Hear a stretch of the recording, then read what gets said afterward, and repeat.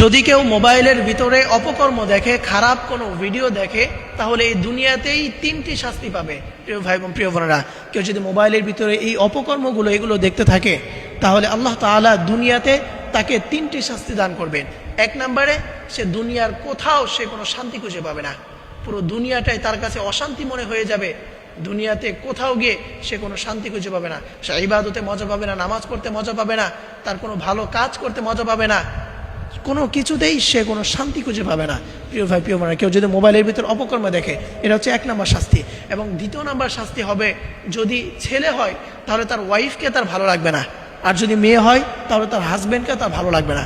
কেউ যদি মোবাইলের ভিতর অপকর্ম দেখে, খারাপ ভিডিও দেখে, তাহলে স্বামী অথবা স্ত্রী একে অপরের প্রতি যে মানসিক টান, এটা কখনো আসবে না।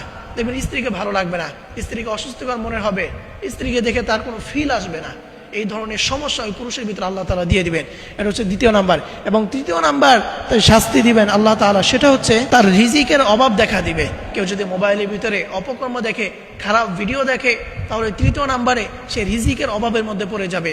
তার কোনো রিজিক থাকবে না, তার সংসারে কোনো উন্নতি থাকবে না, কোনো বরকত থাকবে না, সে অনেক ঋণের মধ্যে পড়ে যাবে, সে অনেক অভাবের মধ্যে পড়ে যাবে, খাদ্যের অভাবে পড়ে সে মরে যাবে।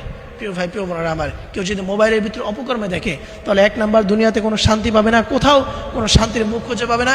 দ্বিতীয় নাম্বার, স্বামী স্ত্রী একে অপরের প্রতি ফিল আসবে না, মানসিক টান আসবে না, একে অপরেরকে ভালো লাগবে না। এবং তৃতীয় নাম্বার হচ্ছে তার রিজিকের অভাব দেখা দিবে, সে অনেক ঋণের মধ্যে পড়ে যাবে, সে রিজিকের অভাবে পড়ে না খেয়ে সেখান থেকে সে মারা যাবে। প্রিয় ভাই প্রিয় বোনেরা, এই জন্য সাবধান, কখনো এই মোবাইলের ভিতরে খারাপ ভিডিও দেখবেন না।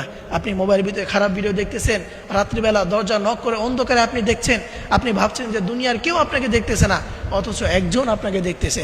আপনি যে রাত্রে ঘুমানোর আগে খারাপ ভিডিও দেখে আপনি ঘুমিয়ে যাচ্ছেন, সকালে যে আপনার চোখটা খুলবে তারই তো কোনো গ্যারান্টি নাই। আপনি কিসের জন্য, কি ভেবে আপনি এগুলো করতেছেন? আপনার মৃত্যুর কোনো গ্যারান্টি নাই, এক মুহূর্তেরও গ্যারান্টি নাই। মৃত্যু নিশ্চিত, শুধু সময়টাও নিশ্চিত, যে কোনো সময় হয়ে যেতে পারে।